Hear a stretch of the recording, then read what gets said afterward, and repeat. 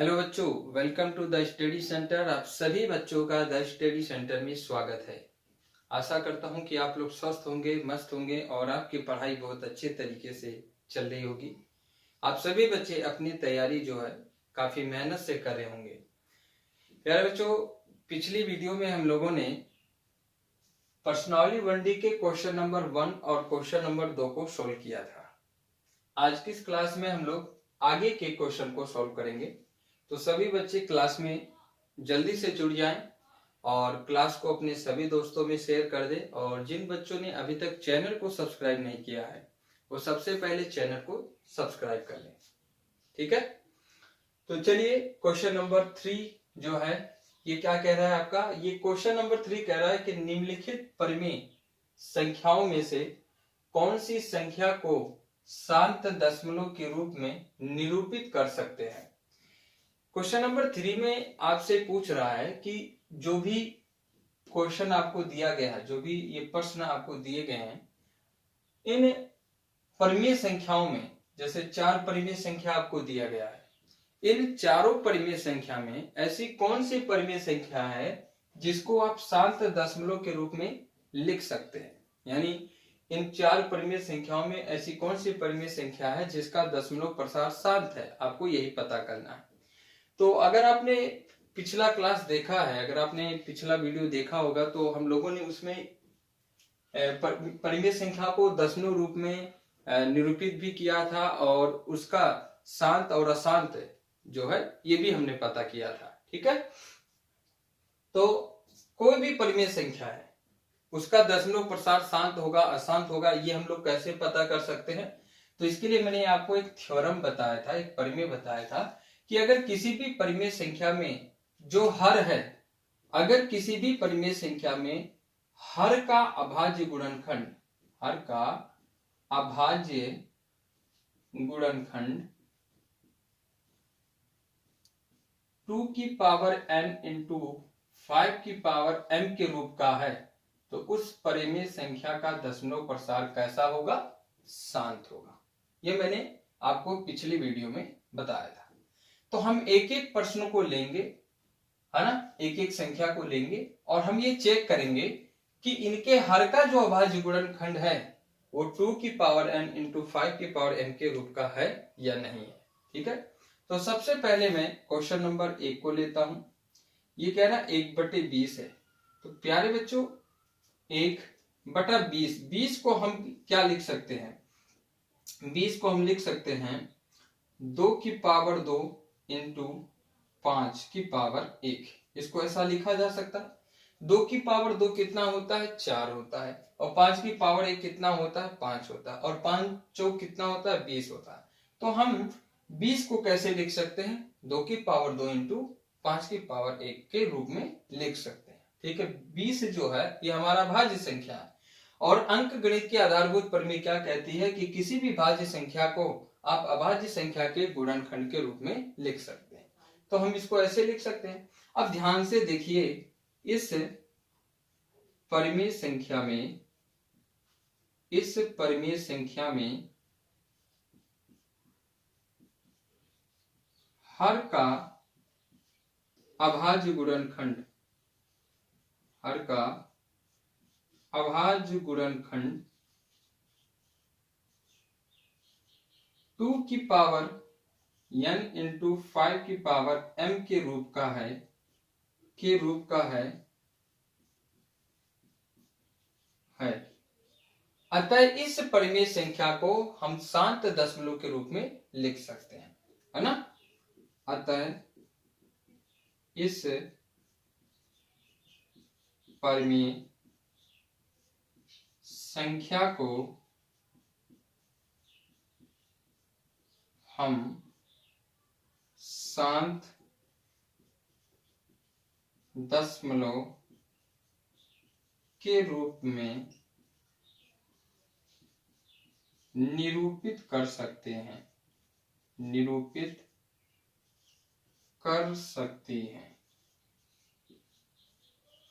आपको इसी तरीके से अपना आंसर जो है वो लिखना है। ठीक है, क्या करना है आपको, सबसे पहले जो भी परिमेय संख्या दिया है उसके अभाज्य गुणनखंड करेंगे हर का अभाज्य गुणनखंड करिए और उसके अभाज्य गुणनखंड को देखिए आप क्या वो 2 की पावर n इंटू 5 की पावर m के रूप का है या नहीं है। अगर इस रूप में है तो हम क्या कहेंगे कि इस परिमेय संख्या को हम शांत दशमलव के रूप में निरूपित कर सकते हैं। अब नेक्स्ट क्वेश्चन देखिए, क्वेश्चन नंबर 2। क्वेश्चन नंबर 2 क्या है, 1/27। 1/27 को हम क्या लिख सकते हैं बच्चों, तो हम इसको लिख सकते हैं 1/3 की पावर 3। आप जानते हैं कि 3 का पावर 3 क्या होता है, 27 होता है ना। 3 की पावर 3 क्या होता है, 27 होता है। तो क्या ये 2 इंटू 5 की पावर m के रूप का है, यानी 2 की पावर n इंटू 5 की पावर m के रूप का है, नहीं है ना। तो हम इसको क्या है शांत दशमलव के रूप में निरूपित नहीं कर सकते। तो आपको केवल इतना लिखना है कि इस परिमेय संख्या में हर का अभाज्य गुणनखंड 2 की पावर n इंटू 5 की पावर m के रूप का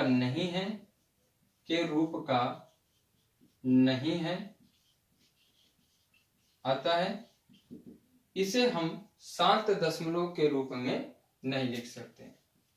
शांत दशमलव रूप में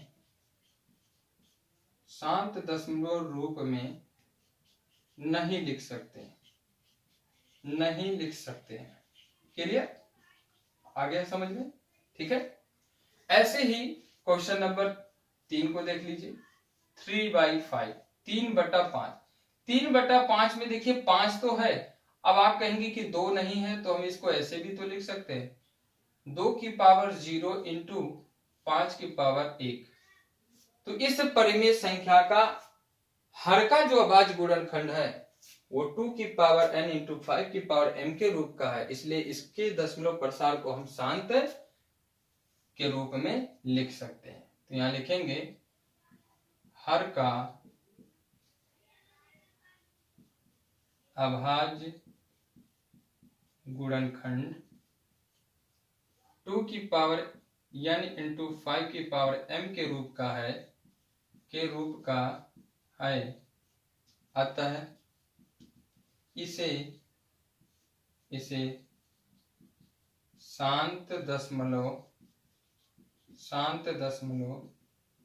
रूप में निरूपित कर सकते हैं। इस तरीके से आप जो है लिख सकते हैं। अगला क्वेश्चन है चौथा, आपका क्या है 1/15। तो 1/15 को हम क्या लिख सकते हैं, 1/3 इंटू 5, 5 या 15। तो क्या ये 2 की पावर n इंटू 5 की पावर m के रूप का है, नहीं है। 2 की पावर n इंटू 5 की पावर m के रूप का नहीं है, अतः शांत दशमलव रूप में नहीं लिख सकते। शांत दशमलव रूप में नहीं लिख सकते हैं। आगे बात समझ में, क्यों, क्योंकि ये 2 की पावर n इंटू 5 की पावर m के रूप का नहीं है। ठीक, तो आई होप बच्चों आपको ये क्वेश्चन समझ में आया होगा, है ना। बहुत आसान था, इसमें हमें केवल इस बात का ध्यान रखना था कि किसी भी परिमेय संख्या के हर का अभाज्य गुणनखंड अगर वो 2 की पावर n इंटू 5 की पावर m के रूप का है तो वो शांत होगा।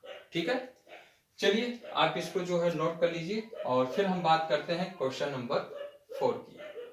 तो चलिए बच्चों बात करते हैं क्वेश्चन नंबर 4 की। क्वेश्चन नंबर 4 कह रहा है कि √3 माइनस √5 और √5 प्लस √3 के गुणनफल की प्रकृति ज्ञात कीजिए।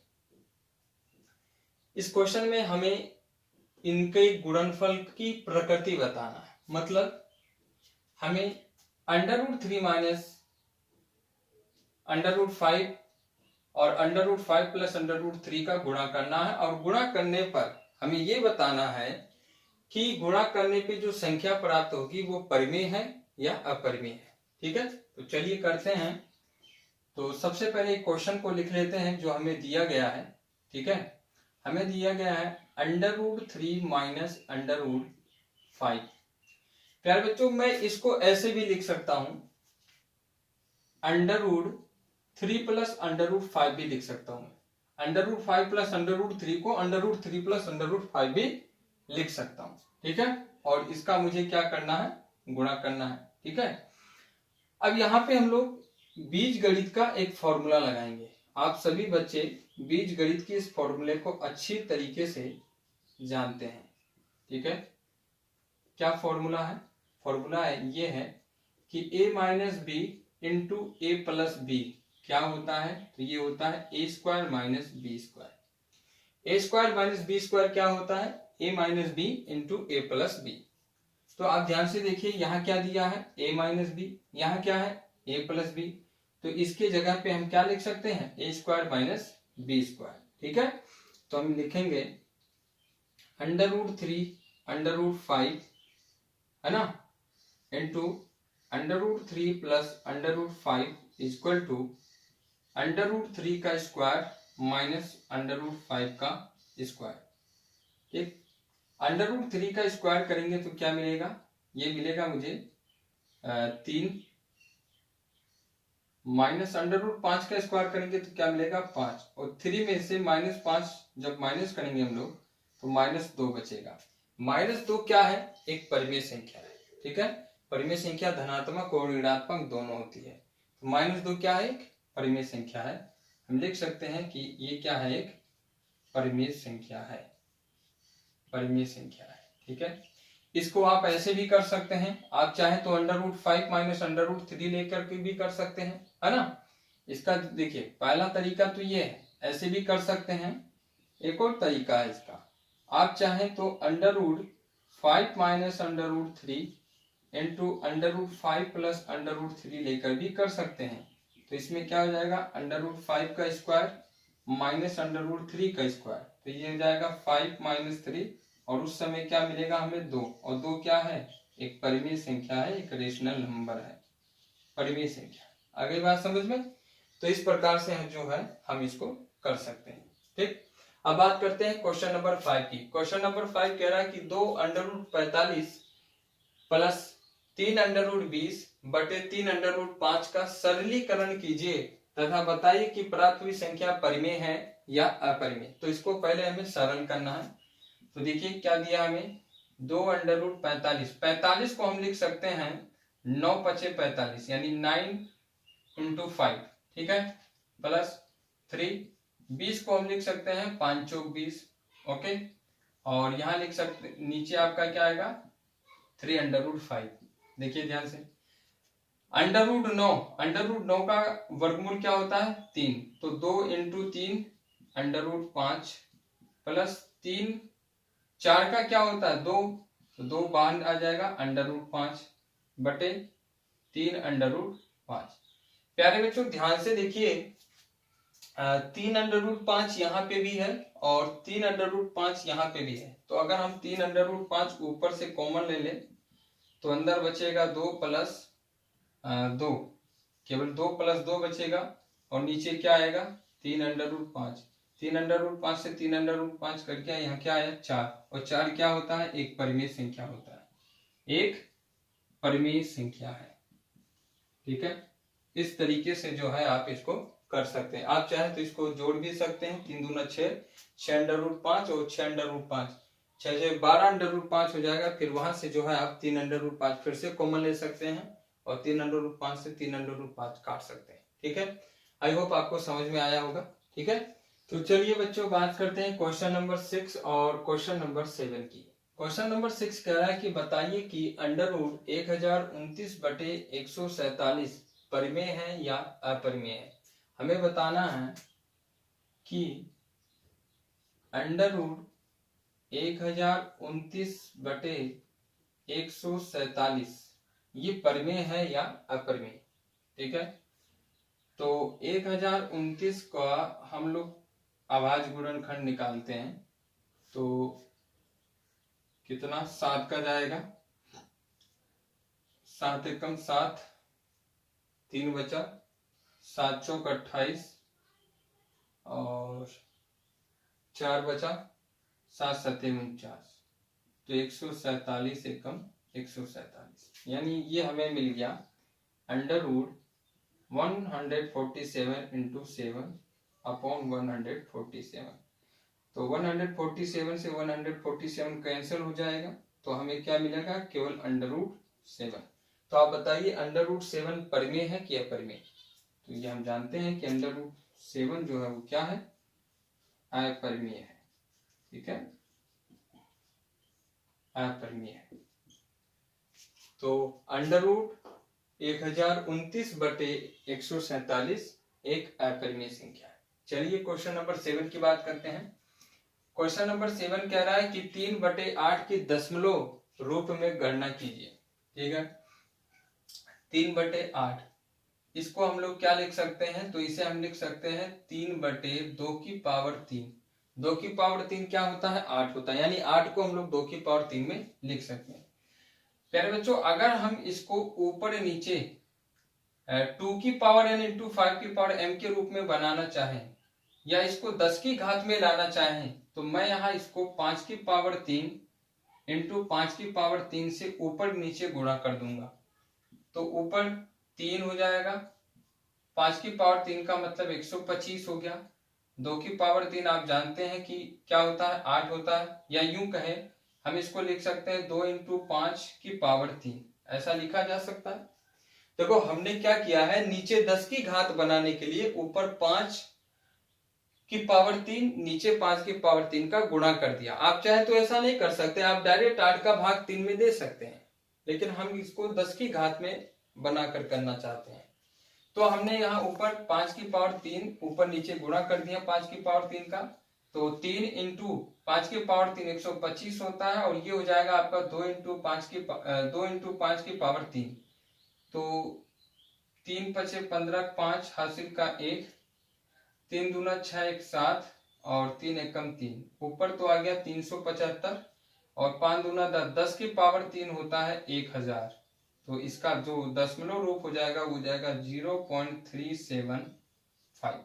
आप ऐसे भी कर सकते हैं, या फिर आप चाहें तो आप 3 में 8 का भाग भी दे सकते हैं। तो 8 का भाग 3 में नहीं जाएगा, भाग सुपर सुपर लगाएंगे और पॉइंट लगाने के बाद 0 उतारेंगे, है ना। तो 8 त्रिक 24 हो गया, 30 में से 24 जाएगा, 6 बचेगा, 8 सते 56, क्योंकि यहाँ 60 हो जाएगा, 60 में से 56 गया 4। ठीक है, और फिर जो है यहाँ पर 0 उतरेगा, 8 पंचे 40। तो इस तरीके से आप भाग दे सकते हैं। ठीक है, आ गया समझ में। तो प्यारे बच्चों, आज की इस क्लास में हम लोगों ने question number 3, question number 4, question number 5 और क्वेश्चन नंबर 6 और क्वेश्चन नंबर 7 को सॉल्व किया। आई होप आपको ये सारे क्वेश्चन समझ में आए होंगे।